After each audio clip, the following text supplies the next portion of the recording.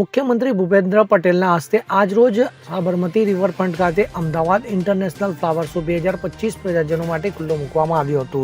આ ઉદ્ઘાટન પ્રસંગે આરોગ્ય મંત્રી ઋષિકેશ પટેલ તેમજ સહકાર રાજ્યમંત્રી જગદીશ વિશ્વકર્મા પણ હાજર રહ્યા હતા. તો અમદાવાદ ઇન્ટરનેશનલ ફ્લાવર શો 2025ના ઉદ્ઘાટન બાદ સીએમ ભૂપેન્દ્ર પટેલ સહિત સૌ કોઈએ ફ્લાવર શોના આકર્ષણ નિહાળ્યા હતા. તો આ ઉપરાંત અનેકવિધ ફ્લાવર સ્કલ્પચરને મુખ્યમંત્રી સહિત સૌએ અત્યંત બિરદાવ્યા હતા. તો જાણકારી મુજબ ફ્લાવર શોના ઉદ્ઘાટન સાથે જ મુખ્યમંત્રી ભૂપેન્દ્ર પટેલ ટી સેન્સસનું લોન્ચિંગ અને mission 3 million tree coffee table બુકનું અનાવરણ કરવામાં આવ્યું હતું. આ વાર્ષિક રંગોત્સવમાં ભારતભરમાંથી પ્રકૃતિ અને સાંસ્કૃતિક પ્રેમીઓ મુલાકાત લે છે. તો એટલું જ નહીં પરંતુ અગણિત યાદો સાથે લઈને જાય છે, કારણ કે ફૂલોની ફોરમ અને રંગોને માનવીય કલાકારીગીરીથી સજ્જ છે.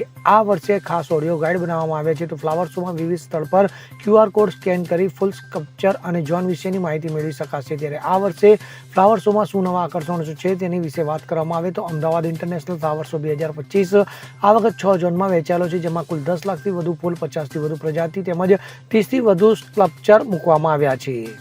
Bureau report CN24 news.